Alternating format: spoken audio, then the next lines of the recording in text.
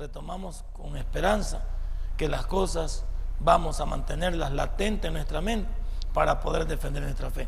Ayúdanos a que los de Ciudad Merliot no caigamos en las sectas, no andemos promoviendo sectas, que sepamos que nosotros tenemos una fe porque tenemos una relación con nuestro Salvador. En el nombre de Cristo Jesús hemos orado. Amén y amén. Muchas gracias. Cuando dejamos esto inconcluso, nos quedamos en esta diapositiva. Y para retomar lo que esta diapositiva trata de decir, antes de entrar a las dignidades de Jesús, quiero decirle que en esta diapositiva, como en las anteriores, habíamos visto los errores que hay en la humanidad contra la Trinidad o contra la triunidad, porque para muchos pues Jesucristo no significa nada. Ya vimos que para los testigos de Jehová pues Jesucristo no es más que pues el primogénito creado, porque se agarran de un versículo que hablan del primogénito de Dios, que es Jesucristo, pero se les olvida que Jesucristo era 100% Dios y 100% hombre. Por eso yo creo que la cosa más clave para usted, para entender la divinidad de Jesús como la humanidad de Jesús, es la palabra Jesús Cristo, porque Jesús es la parte humana, Cristo es la parte divina, o sea, el ungido. Por eso es también una aberración decir que la Virgen María es la madre de Dios. La Virgen María no es la madre de Dios. La Virgen María es la madre de la parte humana, Jesús, el hombre, porque Él tuvo que encarnarse, Él tuvo que venir como hombre para que la humanidad no le extrañara, para que no tener problemas con la humanidad, que se corrieran o tuvieran alguna situación ajena para con Él. Tenía que ser un hombre normal. Vaya que hasta el mismo enemigo, desde los 12 años que Jesús apareció en el templo pequeñito, discutiendo con los doctores de la ley, hasta los 30 años que retomó su ministerio o tomó su ministerio, pasaron 18 años. Y el enemigo nunca reaccionó.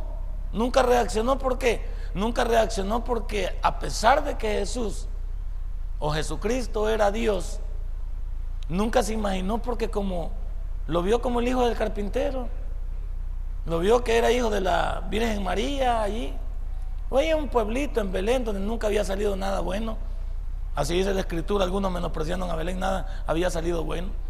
Entonces, claro, el enemigo, a pesar de que tenía sus dudas, pensaba, ¿y si este es Dios, por qué están tan tranquilo ahí? Pues?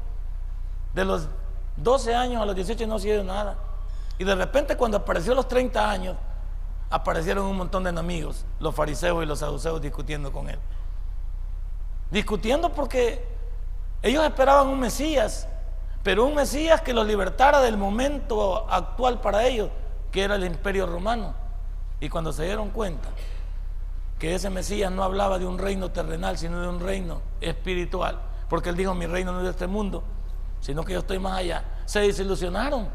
Y así como lo recibieron, que le dijeron las palabras, bendito al que viene en el nombre del Señor, en dillitas se transformaron y dijeron, crucifícale. En dillitas dijeron, no queremos nada con él no es nuestro rey. Qué transformación más grave para el pueblo de Dios. Por eso es que aquí aterrizo. Por eso es que usted y yo estamos un paso adelante de Israel. No nos vamos a comparar con Israel, porque Israel y la iglesia son dos cosas. La iglesia es el pueblo redimido por Jesucristo, e Israel es el pueblo natural de Dios. No nos debemos de confundir. Pero ahorita todas las cosas que Dios tenía para Israel se han detenido. Él siempre está protegiéndolo, siempre está viendo por él, pero las promesas, los pactos y todo eso están detenidos. ¿Y quién es el protagonista de esta época? La iglesia. La iglesia es el protagonista. Ahora Él trata con nosotros. ¿Pero por qué? Pregúntese por qué. Fácil. Porque nosotros nunca lo hemos visto y lo hemos recibido por fe, mientras que ellos lo vieron y lo crucificaron. Ese es el punto. Entonces, cuando nosotros vemos prácticamente estas aberraciones, estos errores contra la triunidad, ¿verdad? Siempre nos preguntamos por qué la gente se pelea con Dios. ¿Por qué no tomar en cuenta a Jesús? Solo lo toman como un buen profeta, alguien que vino es algo bueno. Y otros también que son más críticos como estos, el macedonianismo, que es nada más los enemigos del Espíritu Santo. Porque para los testigos de Jehová también el Espíritu Santo no es más que la fuerza activa de Dios. Y para muchos el Espíritu Santo no significa nada, incluso para los mismos judíos. Para los mismos judíos nosotros somos una secta, porque nos ven como politeístas. Como hablamos de triunidad, un Dios en esencia de tres, ellos piensan que somos triteístas, tenemos tres dioses. Entonces fíjese usted cómo va esto de bonito. Cuando nosotros sabemos todas estas cositas, podemos defender nuestra fe con los testigos de Jehová, con los mormones, con los católicos, con los señores de la fe en Jesús. ¿Con quién no podemos discutir cuando tenemos esta parte? Y yo le animo, para todos aquellos que quieran saber que Jesucristo es Dios, deberían de leerse el Evangelio de Juan, donde habla de la divinidad. Por eso el Evangelio de Juan es diferente a los tres primeros evangelios, porque los tres primeros evangelios son sinópticos, significa que tienen un paralelismo en toda la visión, ¿sí? Entonces el Evangelio de Juan se sale del punto. ¿Por qué? Porque el Evangelio de Juan trata la divinidad de Jesús. Dice que Jesús es Dios. En el principio era el verbo era Dios y el verbo era con Dios. Jesús dijo, el Padre y yo uno somos. Yo soy. Y la palabra yo soy en el Antiguo Testamento, ¿qué significa? O sea, cuando mandaron allá a Moisés a Egipto a separar, lo que dijo, dile que te manda, yo soy. Y Jesucristo retomó esas palabras. Entonces, ¿cómo las iba a retomar si no sabía qué era? Entonces, mira qué bonito este detalle, para que usted entienda que todos estos están equivocados. Ahora, si hablamos del monoteísmo como tal, estamos hablando de la creencia en un solo Dios. Ahí estamos nosotros. Y por eso abajo va a decir que existen tres religiones monoteístas. Y esas tres religiones monoteístas en el judaísmo, el cristianismo y el maometismo, pero con enfoques diferentes. Cuidado, con enfoques diferentes. No porque yo les diga que existen tres religiones monoteístas estamos hablando que están en lo correcto. No, también ellos tienen sus errores, tienen sus dificultades. Por supuesto que el judaísmo es una parte separada de lo que estamos hablando, porque el judaísmo estamos hablando del pueblo mismo de Dios, pero también ellos han tenido sus dificultades a la hora de rechazar a Jesús. ¿Por qué Israel pasará por la gran tribulación? Porque rechazó a su Mesías. Al rechazar a su Mesías, el premio para ellos por rechazar al Mesías es que pasarán por la tribulación. ¿Y cuál es el premio a los creyentes por haber recibido a Cristo por la fe? Que nos va a librar de la isla venidera, que es la gran tribulación. Nosotros seremos arrebatados, para que en el cielo ocurran dos cosas con nosotros: seamos premiados por el trabajo hecho. Pero ¿cuántos no van a recibir premios porque no han trabajado? ¿Cuántos aquí no quieren trabajar? Yo a los alumnos que tengo ahí les pregunto, ¿y cuándo va a tomar un ministerio? También se lo digo a usted, ¿y cuándo va a tomar un ministerio? ¿Cuándo va a dejar de ser oveja usted? Y se va a poner a trabajar. No, pastor, lo que yo estoy viendo, ya tiene días de estar viendo, ya tiene días. Y cada día cuenta dentro de las leyes de Dios.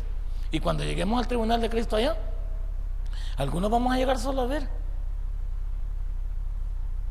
los premios, porque no tendremos derecho a premios. La salvación es tuya, pero ¿qué estás haciendo por el Señor? Buena pregunta. Y después de esa premiación nos convertiremos en la esposa del Cordero, para venir luego en la segunda venida y venir como coherederos para el reino milenial. Mira qué privilegio. Y todo esto tú lo aprendes aquí despacito. No necesitamos hacerle fuerza al estudio. Son cosas que si tú las vas entendiendo aquí, las vas poniendo en tu mente, las vas analizando, y en la calle cuando te estén hablando, esto suena fábula para los enemigos de la fe.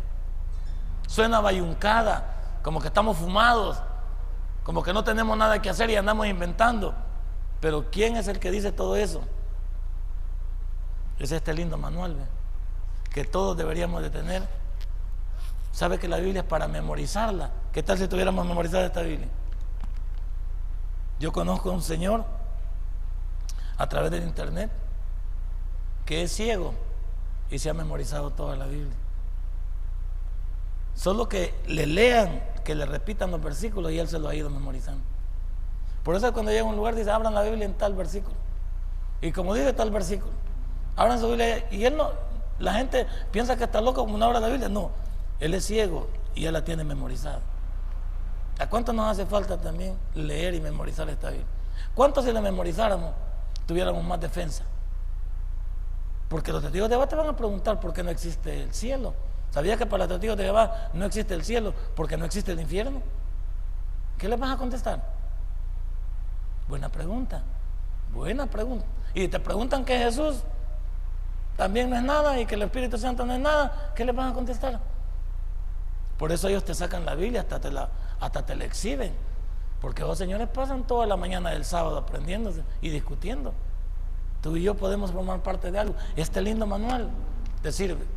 Entonces, ahí estamos en el monoteísmo. Y hablamos de una palabra también que a muchos no la conocían, pero es digno de verla: monolatría, que es el culto a Dios, pero reconoce la existencia de otros dioses. No te dejes ir con la finta. No te dejes ir, porque hay gente que, sí, yo soy cristiano, sí, pero la palabra cristiano hoy está trillada en el mundo. Yo quisiera que tú cuando fueras al mundo te identificaras así: cristiano evangélico.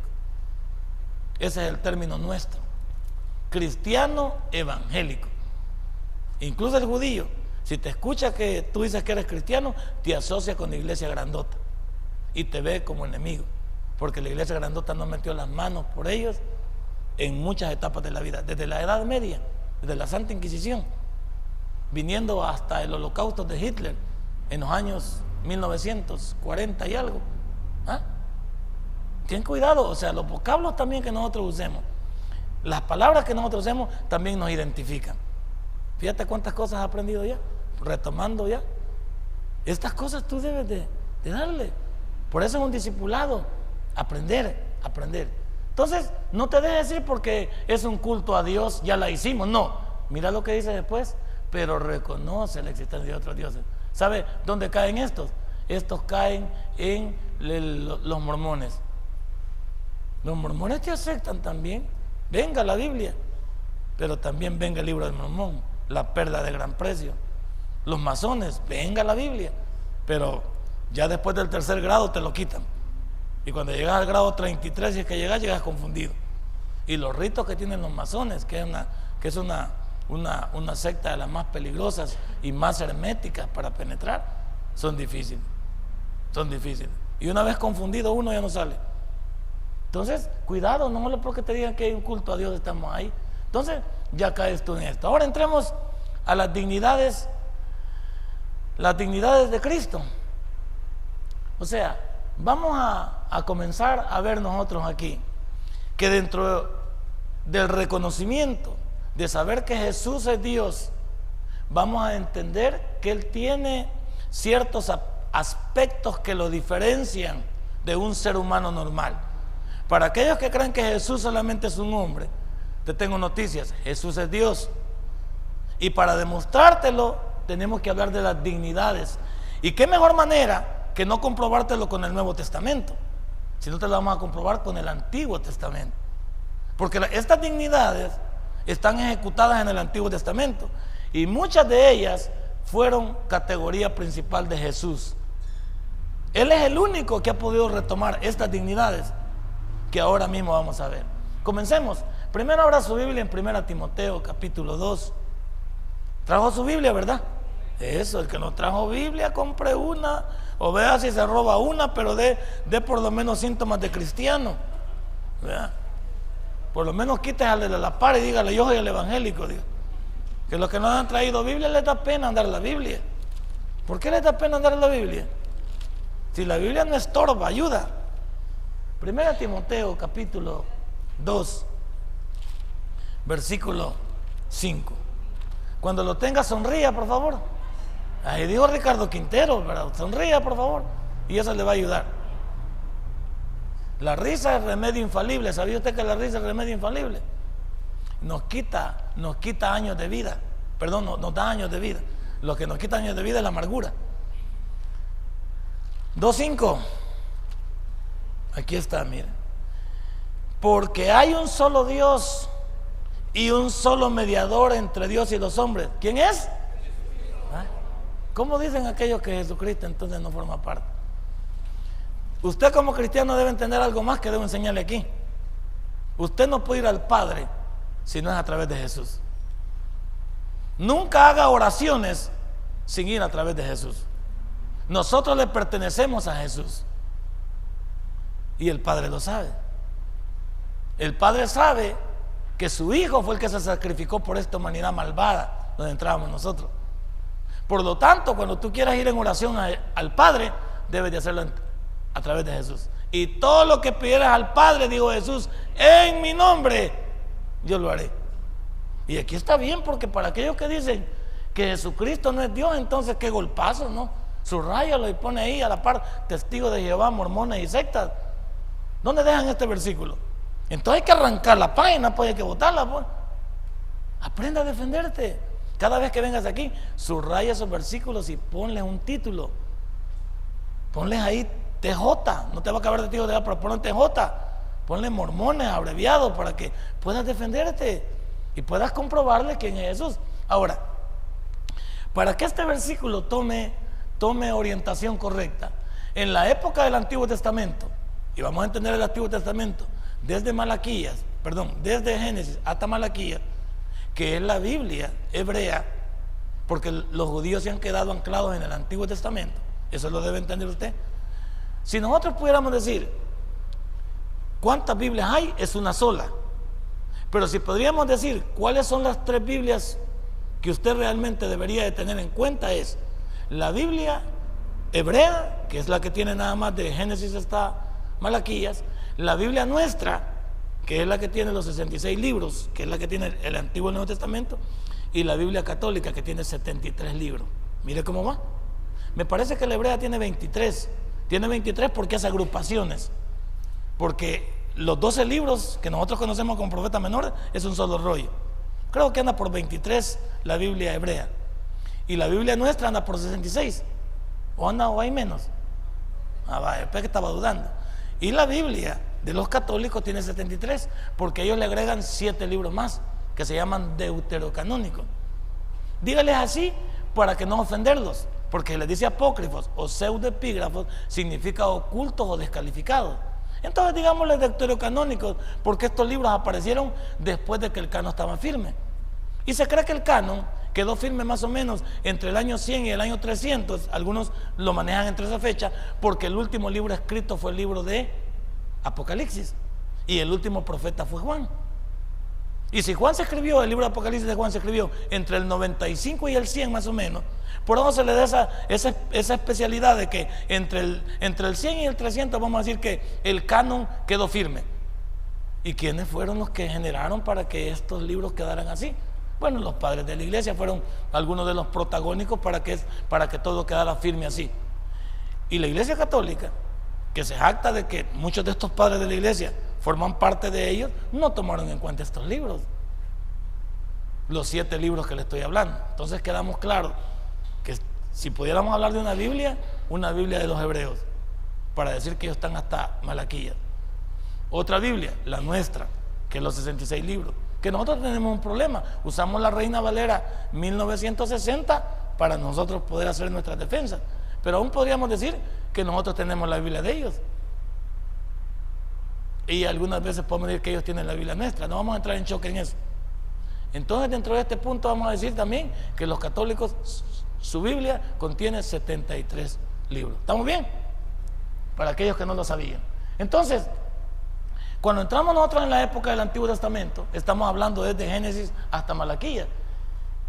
Allí había 3 clases de mediadores entre Dios y su pueblo, porque Dios siempre, a Dios, dice la Biblia, nadie ha podido ver cara a cara y poder vivir.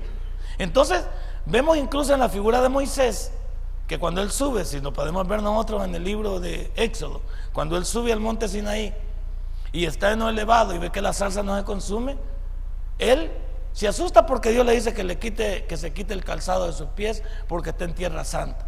Pero después de eso, él pretende ver a Dios, y Dios le dice: no, yo pasaré. Incluso algunos dicen de espaldas, y tú verás una sombra mía, pero no puedes ver, porque no hay hombre que me pueda ver y vivir para contarlo.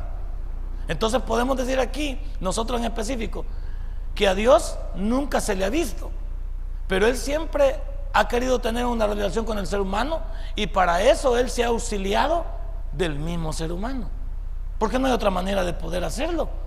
No puede venir un animal, no puede venir un extraterrestre. Y tengo noticias para aquellos que luchan con saber qué son los ovnis, qué son los extraterrestres, qué son los aliens, de dónde han salido esas películas de Harry Potter y estas películas del alien que se llevan en estratosfera, fuera de la estratosfera. Quiero decirle que usted debe entender que la Biblia habla de 3 diferentes cielos. Habla de este cielo que usted conoce, hasta donde nos llega la vista y hasta donde vuelan las aves. Ese es el primer cielo, y el ave que más alto vuela es el águila. Entonces vamos a decir que hasta donde vuela el águila es el primer cielo. Cuando salimos ya de la estratosfera, a donde usted conoce la Vía Láctea y los planetas, y que va camino a la luna, según usted, aunque siempre andamos en la luna, esa parte es el segundo cielo. Y el tercer cielo es el trono mismo de Dios. ¿Por qué le estoy explicando eso? Porque cuando usted habla de ovnis, habla de aliens, de demonios y todo eso, son los mismos espíritus malvados que son capaces de andar en esta zona, en este primer cielo, y son capaces de andar en el segundo cielo. Por eso cuando algunos dicen que ven figuras y ven cosas, son puros demonios, porque los demonios fueron descalificados del cielo y fueron mandados a la tierra como castigo, y ellos han venido para pervertir el buen pensar y el buen caminar de cada persona. Entonces, cuando usted oiga de ovnis, que son objetos voladores no identificados, para los que así se los hacen creer, para nosotros son objetos voladores identificados, porque son los vivos demonios que andan practicando en este lado y también practican fuera de esta estratosfera, tienen esa capacidad. Entonces, pero entremos en esto. Entonces Dios, al cual nunca se le ha visto, y aunque Jesucristo bajó a la tierra para tomar forma de hombre, pero aquí no había llegado esto. En el Antiguo Testamento, al Dios escoger un pueblo, ¿a quién escogió como pueblo? Escogió a Israel. Dentro de todos los pueblos que habían, Dios escogió un pueblo. Y no era porque Israel fuera el mejor de los pueblos, a Dios le plació escoger ese pueblo. Entonces Israel no es escogido porque sea más bueno, no. Israel es escogido porque Dios quiso escoger un pueblo y escogió a Israel. Entonces, ese pueblo siempre debería de tener una comunicación con su Dios, y no había otra manera de que ese pueblo tuviera una comunicación con ese Dios si no es a través de otro ser humano. Pero este ser humano que Dios levantaba para que tuviera comunicación con él y que después viniera con el pueblo, era un ser humano especial, diferente, ya vamos a ver. Y tendría yo que decírselo. ¿Por qué? Porque el sumo sacerdote, del que vamos a hablar, del profeta y del rey, no eran cualquier tipo de personas para ser levantadas dentro del pueblo de Dios. El sumo sacerdote era una persona calificada, que tenía un origen, la tribu de Leví. Mire usted, no podría ser sacerdote cualquiera dentro del pueblo de Israel, era de la tribu de Leví. Retoquemos un poquito. ¿Cuántas tribus había en Israel? De las 12 tribus que había en Israel, esta tribu no tenía tierra ni trabajaba. Esta tribu estaba dedicada a las atenciones del templo y a poder interceder por el pueblo delante de Dios. Entonces el pueblo trabajaba para esta tribu. Por eso la Biblia dice en Malaquías 3:10: traed los diezmos al alfolí y hay alimento en mi casa. ¿Para qué? Para que los levitas, que eran los encargados del tiempo, tuvieran el alimento, tuvieran todo lo necesario y no pudieran descuidar las labores del templo, ni pudieran descuidar los sacrificios y la labor para la entrega con Dios. ¿Vamos entendiendo? Entonces, cuando repartieron la tierra en el libro de Josué a la tierra de Leví, a la tribu de Leví, no le dieron tierra. Ellos estaban encargados del templo, de todo lo que el templo necesitaba y de interceder por el pueblo delante de Dios. Pero ojo, el hecho de que ellos intercedieran por Dios significaba que intercedían por el pueblo y por ellos. Así es. Porque vamos a entrar a decir una cosa que es peligrosa. Cuando decimos que Jesucristo es el sumo sacerdote, estamos diciendo también que Jesucristo se puede comparar con lo del Antiguo Testamento. Sí, en una figura o en un tipo o en un antitipo, pero no en la esencia de que cuando Jesús murió por la humanidad, no murió por él. Murió por toda la humanidad, pero no por él, porque él es sin pecado. Y el sumo sacerdote sí tenía pecado. Por eso él, ¿cuál era la característica del sumo sacerdote? Ya vamos a llegar. Era que tenía que entrar sin enseñar carne. El sumo sacerdote tenía que tener con una como pijama que lo conocemos a nosotros, y era un calzoncillo hasta el ojo del pie, protegido completamente. Todo protegido, limpio completamente, porque iba a la presencia de Dios. Y cuando iba para adentro se le ataba uno como chinchín y con una pita, y esa pita la iba dejando él hacia atrás y entraba al lugar santísimo. Si el chinchín dejaba de sonar, significaba que el sumo sacerdote se había muerto y no podían entrar a traerlo, porque todo el que entraba hasta allá también se palmaba, porque en ese lugar solo podía entrar el sumo sacerdote. Entonces se moría. ¿Qué tenían que hacer? Con la pitilla, véngase para acá, lo alamos y Dios levanta otro. Pero hasta ahí vamos a llegar, vamos a ir por partes. Entonces Dios siempre estuvo pendiente de que su pueblo tuviera mediadores, y ese mediador perfecto que nosotros conocemos es Jesucristo. Cumplió todo eso que el Antiguo Testamento nos ha enseñado, y por eso Jesucristo, para en evidencia testificar que Él es Dios, reúne en sí esas tres dignidades o cargos que en el Antiguo Testamento estaban dados. Comencemos con comencemos con el profeta. Pero para hablar de profeta tenemos que decir qué era un profeta dentro del pueblo de Dios. Ahí no está, yo creo que no le he puesto aquí. Bueno, solo digo unas partes. Pero el profeta en el Antiguo Testamento era el que hablaba en el nombre de Dios. ¿Estamos bien? El profeta era el que hablaba en el nombre de Dios, y tenía una característica: lo que el profeta decía debía de cumplirse. Si lo que el profeta decía no se cumplía, tenía que morir también. Mira cómo era Dios. Yo no hubiera querido ser profeta de aquello en el Antiguo Testamento. Hoy cualquiera puede ser profeta. Cualquier bayunco se levanta y dice: yo soy profeta. No, ser profeta en el Antiguo Testamento era delicado. Y voy a decir algo más. El profeta en el Antiguo Testamento no era que se debía de cumplir el 75, el 80%, se debía de cumplir el 100% de lo que él decía. Porque como hablaba en el nombre de Dios, significa que lo que él hablaba no era de él. Él era nada más el instrumento que Dios utilizaba para hablar. ¿Estamos bien? Entonces ahora entiende usted. Si Jesucristo viene a ser ese profeta, Él vino para iluminar a la humanidad con un mensaje diferente. ¿Y cuál es el mensaje diferente? Juan 3:16. ¿Qué dice? Porque de tal manera amó Dios al mundo, que dio a su Hijo unigénito, y ese es Jesús, para que todo aquel que en Él crea no se pierda, mas tenga vida. Ese es el mensaje que elimina. Ahora, lo que Jesús ha dicho como profeta, ¿se está cumpliendo? Claro que sí, y se va a cumplir. Porque hay que ver que dentro de la misma profecía, vamos a decir que hay cosas que ahorita están incompletas todavía. Hay profecías de solo un cumplimiento, hay profecías de doble cumplimiento, y hay profecías hasta de triple cumplimiento. ¿Cómo le entiendo yo esto de las profecías? Debería decir yo que si un profeta hablaba primero para el momento que estaba viviendo. Ese es el primer cumplimiento. Y el profeta podía lanzar también que su profecía tuviera una visión para el futuro, y ese futuro era Cristo Jesús. Cuando esa profecía se convirtió en Cristo Jesús, puede ser que el profeta vio, como Isaías, vio más allá de Jesucristo, porque él vio el milenio, porque él ha sido uno de los profetas más usados por Dios. Por eso decimos que Isaías es el quinto evangelio. Entonces Isaías vio el milenio, significa que Isaías vio el primer momento en su vida terrenal, lo vio en el futuro con Jesucristo, y lo ve en el futuro hablando del milenio que no se ha cumplido.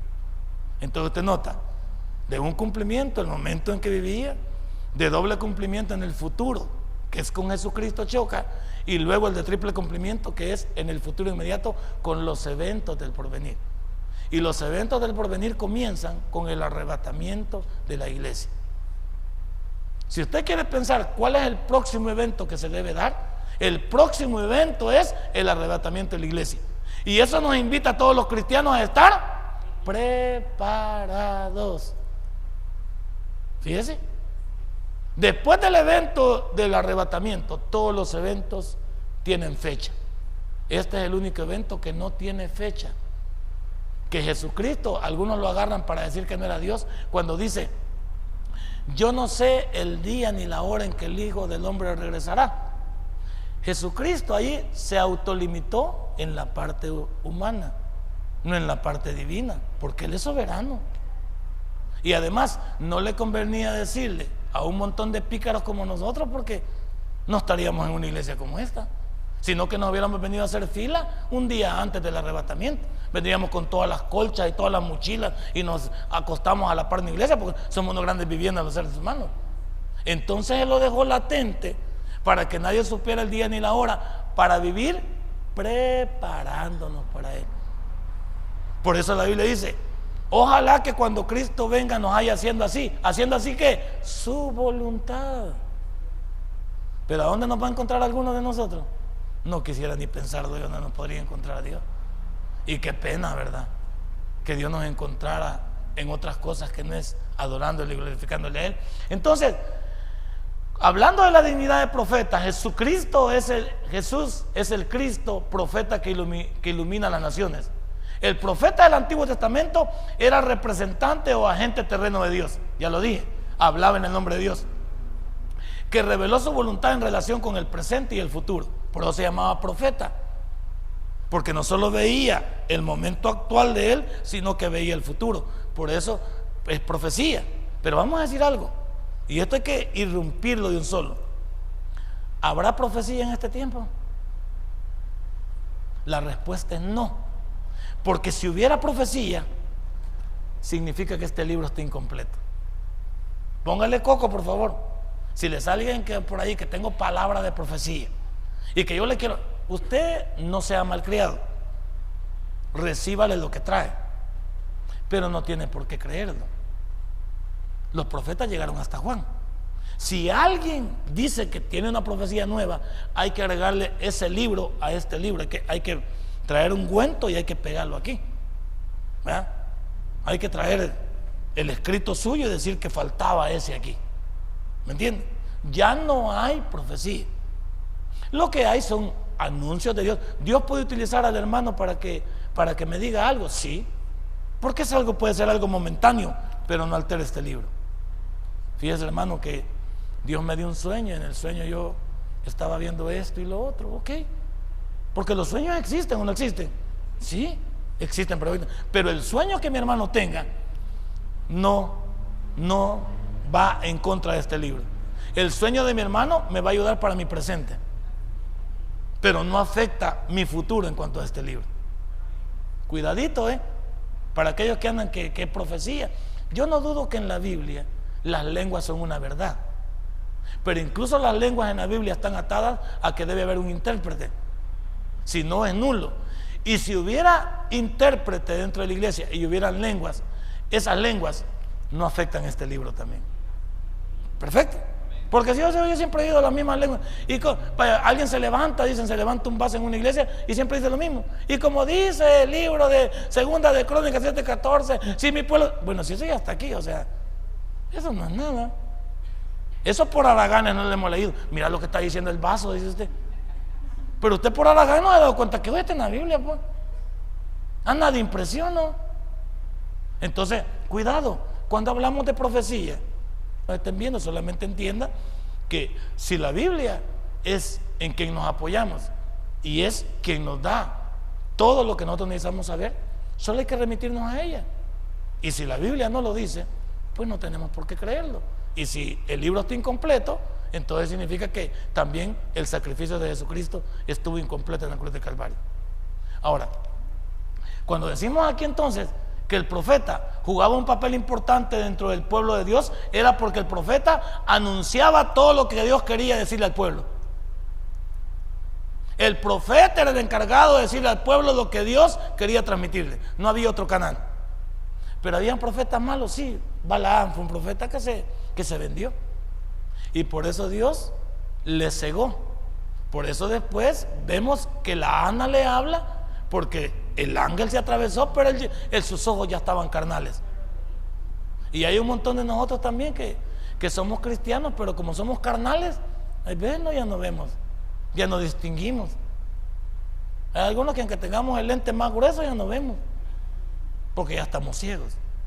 Aquí en este caso Dios está hablando de un profeta cuerdo, de un profeta que era usado estrictamente por él. Y te digo, si el profeta hablaba, el 100% de lo que el profeta hablaba tenía que cumplirse. Si no, el profeta era mentiroso y tenía que morir. Cuando hablamos también de que el Mesías fuera profeta para iluminar a Israel y a las naciones, constituye un testimonio de los profetas. Comparemos, por ejemplo, ciertos versículos del Antiguo Testamento con el Nuevo Testamento. Agarremos Isaías 42:1 y agarremos Romanos 15:8. Porque a la gente hay que demostrarle una cosa con la otra para que no quede. Ponga un dedito en Isaías 42:10 y después nos vamos a Romanos 15:8. Vamos con Isaías 42:10 primero. Vamos a mostrarnos. Use su Biblia, porque si la Biblia no lo dice, no tenemos por qué creerlo. Isaías 42:1. Vaya, aquí lo tenemos ya. Y ahora vamos a Romanos capítulo 15 para tener los dos a la par. Romanos 15:8. ¿Lo tiene los dos? Vaya, vamos entonces. Mire usted, 42:1 dice: he aquí mi siervo, yo le sostendré, mi escogido en quien mi alma tiene contentamiento. He puesto sobre él mi espíritu, él traerá justicia a las naciones. Póngale coco, solo el texto, póngale coco. ¿Habrá algún hombre que haya traído a las naciones lo que espera? No. Miren las naciones cómo están, pues. Solo la última parte del versículo puede decir: él traerá justicia a las naciones. Mire cómo estamos en el mundo, pues. Vaya, ahora leamos el libro de Romanos capítulo 15 versículo 8. Pues os digo que Cristo Jesús vino a ser siervo de la circuncisión para mostrar la verdad de Dios, para confirmar las promesas hechas a los. Ahí estamos viendo que lo que el profeta estaba viendo allá para el futuro, aquí lo vemos como una realidad.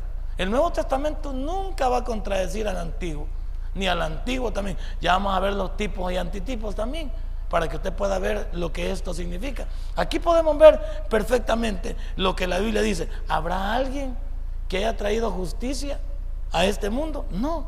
Y por eso lo dice ahí, tras la verdad de Dios, para confirmar las promesas hechas a los padres. Y eso está hablando en el pasado. Acuérdese, el pasado, porque la Biblia siempre está pensando en un futuro, pero también hace retrospectiva para que entendamos lo que Dios quiere que comprendamos. Ahora, no solo eso, y porque hablamos de que constituía un testimonio de los profetas, sino también, y que Jesús era así considerado el testimonio de los evangelios. Veamos Marcos 6:4 y 15, y veamos también una parte Juan 4:19. Veamos Marcos 6:4 para entender esto. Vamos al Nuevo Testamento. Marcos 6:4. Cuando lo tenga, sonría, por favor. Eso. Bueno, eso está bonito lo que enseñó ese muchacho, que hay que sonreír. El que no sonría está empurrado. 6:4. Mas Jesús les decía: no hay profeta sin honra, sino en su propia tierra, y entre sus parientes y en su casa. Imagínense al mismo Jesús, ni siquiera lo acobijaron. ¿Cuál es la envidia que sus hermanos tenían? ¿Acaso no tenían el Antiguo Testamento para ver que Jesús era el Mesías prometido? Pero ¿sabe cuál fue el problema de los saduceos y los fariseos y los escribas, que se pusieron a competir con Jesús. Y Jesús no venía a competir con nadie. Jesús no le interesa. Bueno, cuando lo quisieron hacer rey, ¿qué hizo él? Se fue. A Jesús no le interesaba nada de este mundo. Él no vino a competir con la humanidad compitió con él y sigue compitiendo con él. La humanidad sigue compitiendo con él. Dicen que no hay Dios. Y entonces, si no hay Dios, ¿para qué vamos a seguir hablando de él si no hay Dios? Usted ni discuta con un ateo y no decís que no hay Dios, pues bueno, ¿para qué vamos a discutir sobre alguien que no existe vos? No, payunco, apartate mejor. ¿Por qué? Porque no tiene sentido lidiar con algo que no existe. Desde el momento que alguien le diga, soy ateo, pues que te vaya bien, dígale. No, pero es que vení, yo quiero saber por qué vos crees en Dios. Y no decís que vos no crees, pues. Y si vos no crees, voy a perder mi tiempo. No decís vos que no hay Dios, pues. Porque esa es la parte. Sin y teo, Dios. Sin Dios. Entonces, vos sos una persona sin Dios. ¿Para qué vamos a discutir? Ahora, si vos querés escuchar que Dios existe, sin discutirlo y sin negarlo, podemos hablar. Pero de otra manera, ¿para qué? Si vos estás en tu necedad, así digámosle. Y luego, veamos el versículo 15. Salud. Dice ahí, otros decían, es Elías. Y otros decían, es un profeta. O alguno de los profetas. O sea que había parte también del pueblo, porque recuerde que no todos en Israel estuvieron en contra de Jesús, pero al final terminaron siendo presa de los que estaban confundidos. Porque vamos a decir algo, vea bien esto, échese la bolsa esto. Cuando ellos quisieron promover que Jesús fuera crucificado, ¿quiénes comenzaron? Comenzó los de arriba, los religiosos. Ellos comenzaron a decir, crucifícale. Y a la voz de ellos comenzó a seguirle toda la, como dicen en mi pueblo, toda la majada. O sea que el pueblo ni sabía qué decían, pues. Solo comenzaron a repetir lo que los otros decían. Por eso es peligroso andar siguiendo grupos, porque en el éxtasis del grupo usted peca, porque usted tiene una identidad propia para poder decidir. Pero cuando se mete en grupos, otros deciden por usted. Veamos el último, solo para irlo viendo. Juan 4:19, adelante, no se vaya para atrás. Después sigue Marcos, Lucas y después sigue Juan 4:19.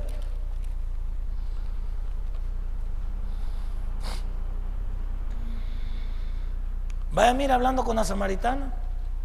La samaritana, a pesar de que andaba en pecado, reconoció algo en Jesús diferente. Mira qué es lo que le digo. Le digo a la mujer, Señor, me parece que tú eras profeta. Y como no, si le había dicho que tenía 5 maridos, el que ahora tenía no era de ella, se asustó. Y digo, ¿cómo sabe? Aquí solo que un pariente mío le haya ido a contar. Como algunos vienen aquí a la iglesia y dicen, ¿y vos le fuiste a contar al pastor? No. Es que hay veces cuando uno anda haciendo cosas malas, el mismo pecado lo acusa.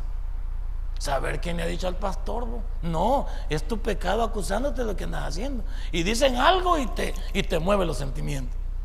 Porque uno cuando anda haciendo algo malo, anda, como dicen en mi pueblo, anda chiviado. ¿Sí? ¿Sí? Uno cuando anda en el carro y se le ha olvidado la licencia y ve un retén, no se pone mal. Dice uno, voy a dar la vuelta aquí, pero si doy la vuelta la policía me va a seguir. Y dice uno, voy a pasar el retén, si me paran voy a decir que se me olvidó. Pero su corazón ya comenzó a latir, porque le van a quitar el carro, van a comenzar a decir, ya comenzó a latir, y eso lo pone nervioso a usted. Y acuérdese que, como dicen, la gente huele el miedo suyo. Un perro, ¿por qué sale en guinda detrás suyo? ¿Por qué usted sale corriendo? Y el perro cuando llega detrás de él, Mica le dice, ya no ni le muerde, sino que jugando con usted anda el chuchito. Pero como somos miedosos, y el miedo es lo que nos hace inestables. Entonces tenemos nosotros que entender que la mujer realmente, ¿cómo no iba a pensar eso? Y le dio el término profeta, a alguien que ve más allá de lo normal. Porque ¿quién te lo contó, pues? Y este hombre, si le dijo que era judío, no podía estar en Samaria, porque los samaritanos no se llevaban con los judíos. Y fíjese cómo era Jesús. De acuerdo al mapa, si ese era el mapa de Israel, si yo lo pongo así, y decimos que en esta parte de abajo estaba Samaria, Cuando los judíos venían y se chocaban con Samaria, no pasaban por Samaria, daban la vuelta. Y Jesús, cuando llegó a Samaria, dijo: me es necesario pasar por Samaria, porque iba a encontrar a la mujer en el pozo. Y dijo: yo me voy a meter a Samaria. Y se metió a Samaria y se puso a la par del pozo. O sea, había un objetivo en Jesús. Pero la mujer se queda con la boca abierta cuando le dijo: yo no hablo. Primero, una mujer no podía hablar con un hombre. Era una falta de respeto, era como que alguien ya tenía una relación. Eso era prohibidísimo en esta cultura oriental. Y por otro lado, también no solo eso, sino que Jesucristo era judío y los judíos no llamaban con samaritanos. Entonces era doble choque. Pero Jesús tenía que pasar por ahí porque le era necesario. Tenía que a esta mujer evangelizarla, porque esta mujer llevó el mensaje a los demás, pues. Cuando se fue para allá le dijo: no me he encontrado a uno. Que cállate, me dijo que con el ruco que estoy ahorita no es mío, ni los 4 que he tenido. Entonces, por eso cuando usted le digan samaritana, no sonría, la están ofendiendo. Oye, por favor. Entonces, es broma. Sí, porque un señor fue a una fiesta y cabal, así le digo: aquí llevo el regalo para la samaritana. O sea, eso tampoco es así, ¿verdad? Cuando va. Entonces, en calidad de profeta, Jesucristo hizo lo siguiente. Primero, Jesús predicó la salvación. Fíjese, le voy a decir algo. De acuerdo a este discipulado, Jesucristo no vino a darle de comer a la gente, no vino a sanar a la gente, no vino a que la gente fuera libre de alguna presión económica o familiar. Jesucristo vino a salvar lo que se había perdido. Esto, lo demás, es colateral, porque Dios no nos sanó a todos, no les dio de comer a todos, no los libró a todos. Jesucristo, antes de estar interesado en esta humanidad, en lo que te falta de comer, en tus enfermedades, en tus parientes, en tus hijos, está más interesado en tu alma y en tu espíritu. Porque ¿de qué sirve que Dios te haga el milagro si vas para el infierno? Jesucristo siempre a la gente le habló primero de la salvación. Ahí escribí un sermón yo, cuando vinieron a ese sermón ustedes, que se llama: ven a Jesucristo y después hablamos de tus problemas, basado en Mateo 6:33. Mas buscad primeramente el reino de Dios y su justicia, y las demás cosas vendrán por. Pero como nosotros venimos buscando primero el carro, el trabajo, el negocio, la mujer que lo ha dejado, el marido que se le ha ido, y poco le importa a Jesús. Entréguese primero a Jesús y después Él se encargará de lo suyo. Pero ¿de qué sirve que le regrese a su marido si lo toman para el infierno? ¿De qué sirve que le dé un carro si ya no va a regresar a la iglesia? Jesucristo no está interesado en las cosas materiales primero, está interesado en el ser humano. Salvación. Él está interesado en el mundo, en el hombre como tal, pero el hombre ha confundido las expectativas. Por eso no se debe ir por las teologías ni la liberación, ni la teología de prosperidad. Son una farsa. Jesucristo está interesado en el ser humano de manera individual, porque la salvación no es colectiva, es individual. Y luego, en segundo lugar, Jesús anunció el reino. ¿Qué está diciendo Jesús? Que hay algo más después de esta vida. Oiga bien, hermano, cuando recibimos a Jesús, hay algo más después de esta vida que nos está esperando, y es el reino milenial. Por supuesto que nosotros en el arrebatamiento tenemos que irnos con Él, hace el tribunal de Cristo, que es la premiación, y luego nos casamos con Él para venir al reino milenial. Si usted me pregunta, hoy se predica el evangelio de la gracia. Cuando la gran tribulación se haga visible y esté en este mundo, no se va a predicar el evangelio de la gracia, se va a predicar el evangelio del reino, porque estamos hablando del reino milenial. No se va a predicar el evangelio de la gracia porque ya pasó, ya Jesucristo ya nos llevó, el Espíritu Santo también se fue. Ahora, y no es que se haya ido porque se tenga que ir, sino porque Él es el residente en nuestra vida. Él es el que habita en nosotros, y lo que detiene la aparición del anticristo es el Espíritu Santo que habita en nosotros, que somos la iglesia. Por eso usted ya no diga de ahora en adelante: voy para la iglesia. La iglesia es usted. y soy yo. Voy para el lugar de reunión. Voy para el edificio donde nos reunimos. Pero no diga, voy para la iglesia. Ah, bueno, si la iglesia es usted, cuando Jesucristo venga, no se va a llevar estas 4 paredes, lo va a llevar a usted y a mí, porque no me quiero quedar también. Entonces, no diga voy para la iglesia es usted. Entonces, aquí está hablando que Jesús anunció el reino, claro, porque Él vino también a predicarle a sus hermanos. Y recuerde que para ellos era un problema. A ellos no les podía hablar de un solo en el formato que lo hizo, porque los asustó.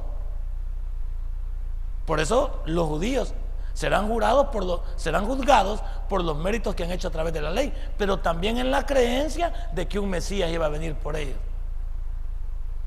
Cuando le pregunten cómo será juzgado un judío como pueblo natural de Dios, será juzgado a través de los méritos que ellos vienen haciendo por guardar la ley, que no la cumplen, y por la esperanza que tienen de que un Mesías va a venir por ellos. Esa es la verdad. Porque de qué otra manera pues se puede juzgar a un judío como pueblo de Dios, diferente a nosotros. Nosotros seremos juzgados por el rechazo o por la aceptación de Cristo Jesús, punto. Y vamos a decir algo: al infierno no se va por ser malo, ni al cielo se va por ser bueno. Al cielo se va por recibir a Cristo y al infierno se va por rechazarlo. Y voy a decir algo más: el infierno no fue creado para el hombre, el infierno fue creado para Satanás y sus ángeles. El hombre va allá por pasmado. Así dígale a uno que vaya para allá: vos vas allá por pasmado, porque ese lugar no fue creado para vos, fue creado para el diablo y sus ángeles. El hombre va allá porque como no quiere nada con Jesús. Los que aquí no hay ningún pasmado, porque todos estamos vivos, pues ya estamos con Cristo. Aquí nadie está de pasmadito, aquí somos unos grandes vivianes, pero es otra cosa. También a Jesús, no solo como profeta le interesaba predicar la salvación y anunciar el reino, sino predecir el futuro. Él nos está diciendo: vengan a mí y líbrense de la ira venidera, vengan a mí y sean parte de mi proyecto de ser mi esposa en el futuro. Vengan a mí, sean pueblo mío. Vengan a mí, trabajen para mí, anuncien mi evangelio. Vengan a mí y vamos a establecer un reino de 1000 años en el futuro. Vengan a mí y voy a hacer un cielo nuevo y una tierra nueva. ¿Cuántas cosas nos ha prometido Dios? Todas esas las ha Él predicho. ¿Y dónde está eso? Aquí, ve. Aquí está, ve. Todo lo que te estoy hablando está aquí. Entonces ya no te debes equivocar tú. Y vamos a la otra parte. Dejamos el profeta. ¿Qué era el sacerdote? El sacerdote era el que intercedía ante Dios por los hombres. Vamos cayendo ya hoy, sí. El sacerdote es el que intercedía ante Dios por el hombre y por él mismo. Por eso decimos nosotros que Jesucristo es el sacerdote que se ofrece como sacrificio de las naciones.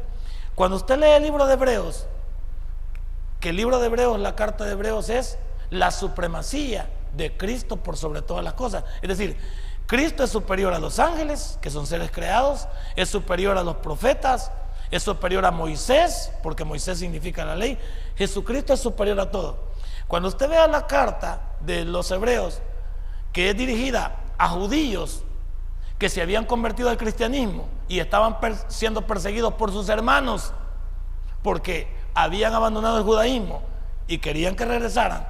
Cuando leemos esta carta hay un choque, porque nosotros vemos que Jesucristo se denomina el sacerdote que murió en la cruz por nosotros, pero les choca a ellos porque Jesucristo en la cruz murió desnudo.